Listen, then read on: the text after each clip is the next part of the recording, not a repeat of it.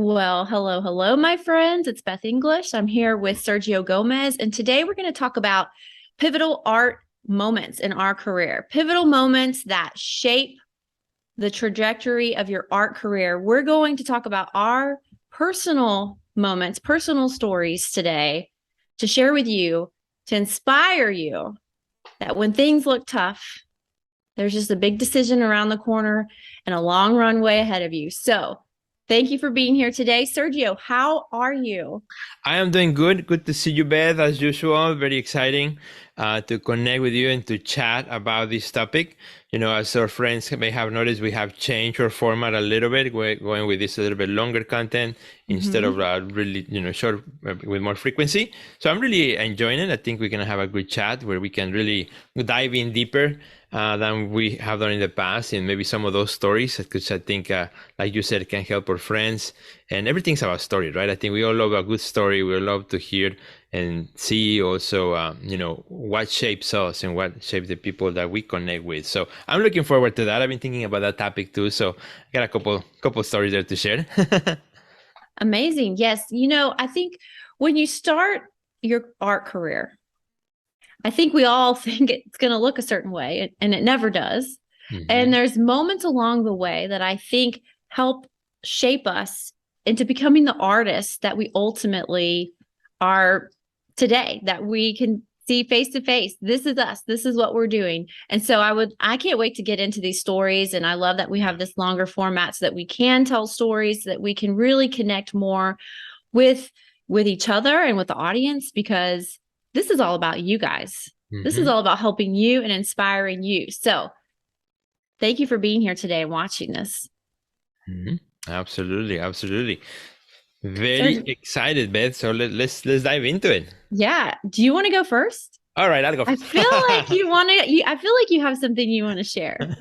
Well, I went thinking like, okay, which there's a number of stories, when I look back, like pivotal moments that have geared different things in my career, from what made me to decide to go into curatorial practice and then also becoming an artist or starting my coaching program. All those are I can always point it out to one specific thing, which is kind of cool, but I'm gonna start with kind of one early on. I think, from what you just said in the introduction about, how we started our career and so on. Mm-hmm. So I'll tell you one that I think I have shared it maybe only a couple of times, but this is one that I share often on my talks when I do keynote speaking and things like that. But many years ago, right when I had black hair and I was much younger, I had I was going to art school and I went my first year of art school. And it was one of those things that when I grew up, I never really met a living artist. So I never met anyone who that was their profession. Mm-hmm. Everyone that I see, every art that I had seen, it's pretty much people who were dead or they were doing something else. So I had really never had that opportunity to meet somebody in that nature. So this idea of the art world was kind of foreign to me. I didn't know much about galleries, about nothing about the art world. I just know that I love art, right? And that's why I was going to school, studying art. And I remember, like, it was my friend and I, my friend Javier and I. So one day we are sitting in class, and I think this is I can't remember the year exactly, but many months ago, over 20 years for sure. And we're sitting in class and we're looking at the magazines. The art department would get like the art news magazine, art American magazine. So we're looking at it, and it was before the internet, right? So I was looking at it, and we saw a full page ad for something that was called a Chicago Art Exposition. We're like, oh, that is interesting. It's here in Chicago, so maybe not too far. Maybe we can go check it out. So we looked at it. We looked at the calendar. Well, I think we can make it. So we went there, and that was kind of like my very first introduction to the art world, to see this world of the galleries and so on. So I was really impressed. Like my eyes were totally open. Like I didn't know this world existed. I didn't know about all these galleries and about all these artists and about all these things. And something that really fascinated me is that when I went to the Expo Chicago exhibition at Navy Pier, which has a really long outdoor patio, facing the beautiful Lake Michigan. So Mm-hmm. outside of that, there were two artists who were painting like a giant monumental size canvas that was all extended on the floor of the pier. That thing was probably, I don't know, 200 feet wide. I mean, it was like massive. I mean, it was like crazy, and people could go and help out. It was like a collaborative project. So we saw it from far of a distance. So we went and got closer to check it out because, you couldn't see. There were people around it and it was kind of a crowded.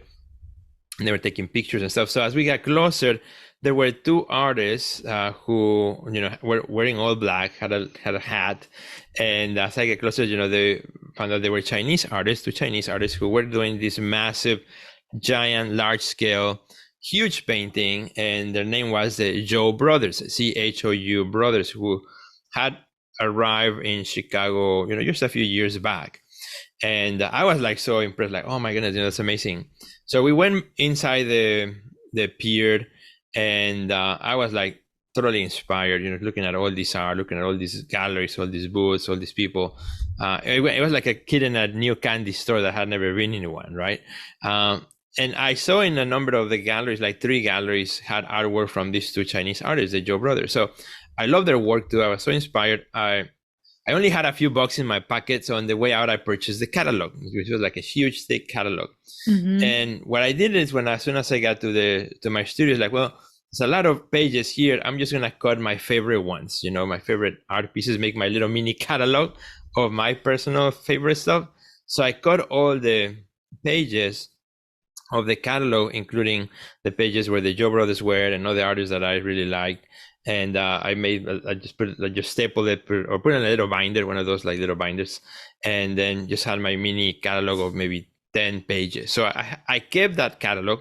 That catalog still sits in my studio today as a reminder of that pivotal moment, because that's the moment when I saw, I want to be part of this. I want to one day open up my own art gallery and not only make art, but also be involved in the business of art. That was kind of something for me. But what really makes it special, that moment, is that I saw those two artists that I saw, the Chou Brothers, then many years later, I ended up working with them, where I currently am the curator and have my gallery at the Joby Art Center. So I remember when I saw them and I saw this, I imagined like, oh, it would be really cool if one day I can meet artists like that, in my lifetime. And, those things, one of those things that life, turns around sometimes and does this full circle that, because of the circumstances, I ended up working there and having my studio there. So that was very exciting. And that's one of the things that I always point out. And I have, that physical little booklet is still on my studio. So every time I walk in, I remember that pivotal moment and remember, why I wanted to become an artist, why I wanted to become a curator and, work in a gallery. Oh, wow. I love that story. I have heard bits and pieces of that before, but never straight through like you just told it.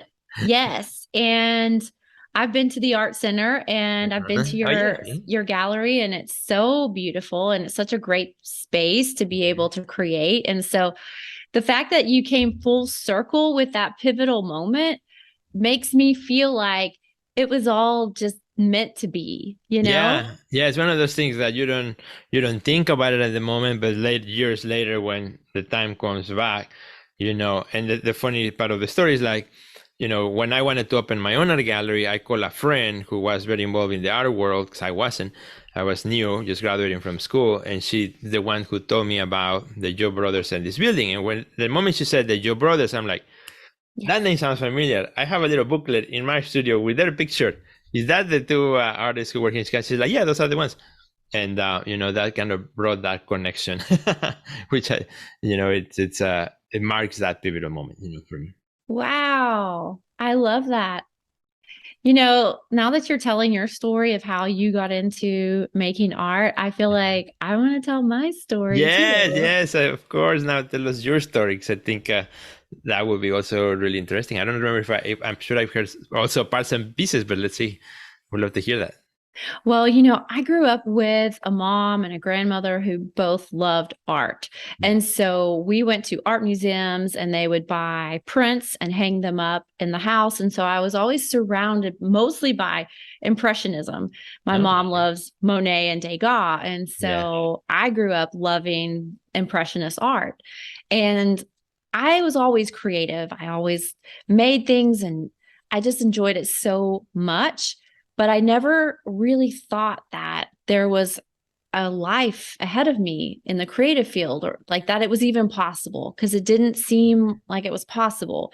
I was logical and it was like go to business school, Hmm. get a job at a company, like that's the only path for you. And so that's where my head was at.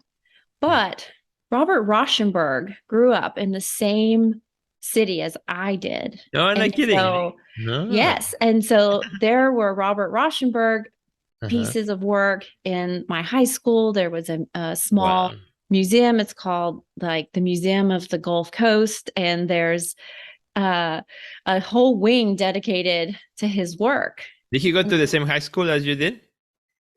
I'm not sure if it was the same high school at the time, but we both grew up in Port Arthur, Texas. And Okay. sometimes the high schools change names Okay, got and it, got it. locations, but pretty much. And Wow. so I was like, who is this artist? And I knew they were famous. And, I learned all about him. And just knowing that someone so influential in the art world came from the same place I came from, it gave me a lot of hope moving out of Wow. that town, going to college. And quickly, I realized how much I needed to be a part of the creative world. And so I actually got involved in the theater school as a costume designer because I love to sew and make Mhm. costumes. And that's how I kind of got my start. I took a drawing class for the first time there. I was drawing for the theatrical designer. I took that class and I was making art every day, all day, because it was part of the curriculum. And I Mhm. realized this is something that I really love. And my teacher said, if you can imagine yourself being something other than a costume designer, then don't be a costume designer. And I thought, well, I can imagine myself being lots of other things. So Yeah. I decided costume design wasn't for me, but I kept drawing and I kept making art. And so when I moved to the Caribbean to be a scuba diving instructor, I did I, not know that one. That's a you surprise. didn't know that? No, I didn't know about the scuba diving thing. Oh my gosh. So after college, I moved to the Caribbean to be a scuba instructor and I was working on a boat and I Uh-huh. had a concussion Oh. and I like woke up on the boat and it was really scary because Mhm. I was so far away from family. And at that moment, I asked myself, what do you want to do with the rest of your life? Mm. And I used that moment as a way to make one of those defining decisions. I was like, I want to be an artist. So I Mhm. quit my job and I made art. The very next day I was making art and I made an Wow. entire collection of Caribbean art Hmm. that I still own all the pieces. I never wanted to sell them. And I made them out of paper. It was a collage work because I had done collage in some of my design classes for costume design. Wow. And then that's when I was like, well, I'm moving to Nashville and I'm going to be a singer songwriter and I'm going to make art and I'm going to do all the creative things. And that's when I started painting when I moved to Nashville in 2007 and started selling my work to real estate agents in the real estate industry here because that's where I was working. And so that's how I got started. That is amazing. I had no idea about the scuba and particularly that incident that got you to rethink the future of your life. Yes. That is so exciting. That is pretty cool because now we are talking about these things and we can relive those moments, right? And kind of recommit to those same ideals that we once had that we are now we're working on that every day and living them today. I think it's important, though, that we remember that there was a time when we allowed ourselves to dream. Hmm. And when we can allow ourselves to dream and go after those dreams, that's a major milestone to be able to say, this is why I went after the things that I dreamed about, because sometimes our dreams become bigger than ourselves. And then all we want to do is step into them, and we will do at whatever cost it takes to do that. We're not playing it safe. Mm-hmm. That's the time to take risk. And I remember what it was like to take a risk back in the beginning. And I continued to take a risk like that all throughout my art career, following my intuition, listening within. And there were so many other moments after that because, I didn't go to art school. I started this Mm-hmm. from, hey, I just want to be an artist, and knew nothing. Right. So I totally get how there was a lot for me to discover Yeah. before I was ever going to be where I wanted to be. And so I just experimented and I tried everything, selling art at like art markets and art crawls and pop-ups and whatever I could do to say yes. I would say yes, I will do this. And eventually though, I learned how to make better decisions when it came to the type of art career that I wanted to create for myself. And so there we are again, making big decisions, taking big risk. And I think that sounds like a theme in both of our stories. Yeah, and I think what you said about the fact that as we get older too, and as we get more mature in our career, to be on the purposely making risks so that we continue to grow and excel. I know you had recently some changes in what you're pursuing. Same with me as well. Now we have our birthdays coming up very soon too. You have yours, which is coming up, and I have mine coming up in November.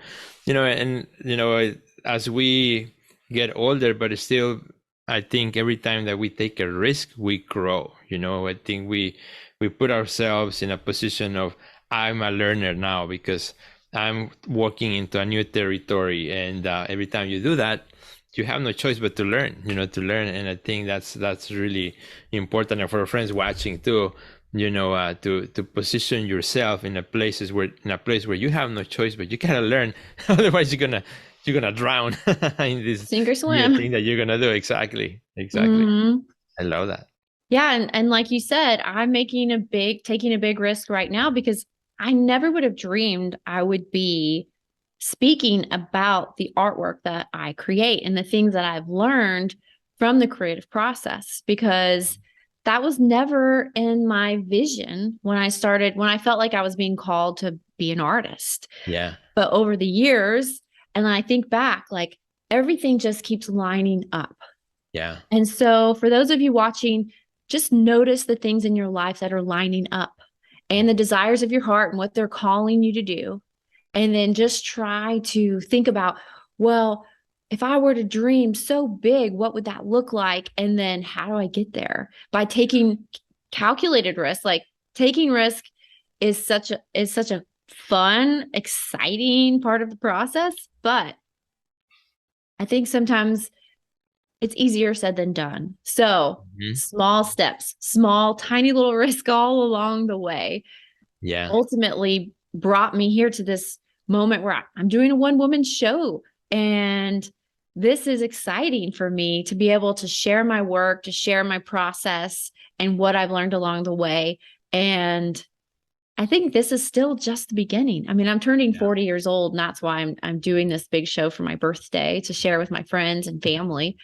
And so who knows what will happen in another 10 years, because I may not be the same artist I am today. And I think we shouldn't be. Like, if we are, then we're not growing. And like you were saying, it's important to keep growing in your art career, no matter what you've accomplished so far, but just keep pushing. And there's so much satisfaction in that.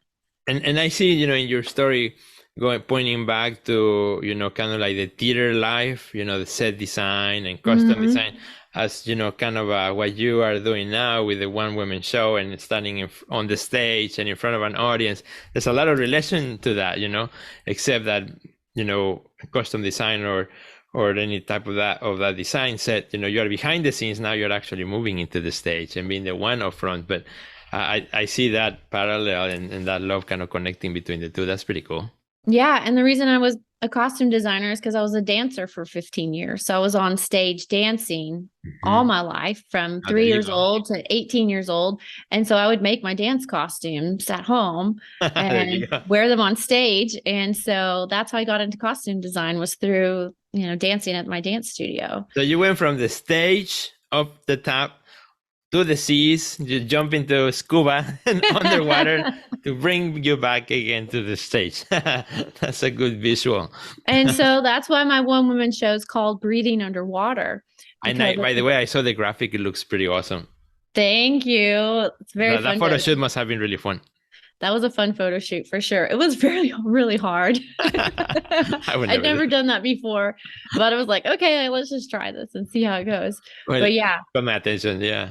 I wanted it to feel like no matter what, no matter how much overwhelm you Hmm. feel, that there is a peacefulness inside of us that we can all tap into.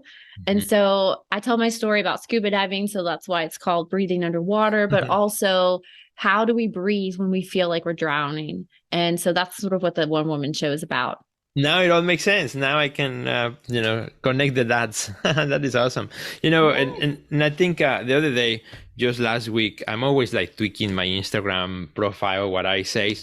I just, sort of reflect on what I'm thinking. So I just changed it last week and I put it up here. It says, building the art life I love to wake up to in the morning, and I think that's what it's all about. At least the way I see my art career is, what makes sense for me now is what matters. What How that will change tomorrow, I don't know, because things will be different. How things will be make sense tomorrow will be different. So all I know is that today I want to build the career that I'm happy to wake up to every morning, and then just go from there, and then help others do the same. Mhm. As you and I also love doing too, reaching out and helping others. So that's exciting, and I think these two stories had really, really cool to share with our friends and document them here in this episode. I think that's pretty awesome. I know, I loved it. And I didn't know what you would share today. And I love that you shared sort of your origin story because I didn't think that I would share what I shared and see how it just unfolded in such a beautiful way. Like we are learning even now as artists who've been doing this for, over many decades. Right. And here we are. There we go. And I think, it's one story after story. I was actually going to share a different story too. you know, I think this one worked out much better. I, looking back, I think it's a good one. I Good love it. choice. Good Well, I choice. would love to know what the origin story of those of you watching, if you want to Mhm. share how you got into art and the big decisions that you made along the way, send me a DM, let me know, Mhm. tell me about all about it because I think it's so inspiring to share stories like this. Mhm. And sometimes we just need those doses of inspiration to keep believing in the work that we're creating and the path that we're walking. So Yeah. please reach out to us, share your story, share it in the comments, and I can't wait to hear from you. Absolutely. And the marketing guy in me is like, well, actually you can do also, you can share that story with your audience, make a post in which you share just one of those times in which a pivotal moment in which has changed your life, your career, and you will see that your audience will respond because people connect to stories. You can start the post with, let me tell you a story, or my origin story, or something like that, and then I think you will have a really great engagement from your people. Love it. Great idea, Sergio. Where can our friends find you online and connect with you more? Yes, so my friends, you can find me on Instagram at Sergio Gomez Art. That's where you will see everything that I do these days. So hope to see you there. And my coaching program, The Artist Next Level, you can find it at The Artist Next Level. Yeah, theartistnextlevel.com. How about you, Beth? You guys can find me on Facebook, Instagram, LinkedIn at Beth Inglish. That's BETHINGLISH. And my website's bethenglish.com. If you want to check out my one woman show, just go to the link in my bio and you can go find it right there. I'd love for you to check it out. Let me know what you think. And if you're in Nashville, October 28th, please come. Everyone's invited. Everyone's invited, and it's going to be awesome. I can already tell. So, well, Thank you thank for. you. Mhm. Thanks, Sergio. And thanks you guys for watching today. And we will have another great video for you shortly. Exactly. Goodbye, Mhm. guys. Goodbye. Bye, Beth. Bye.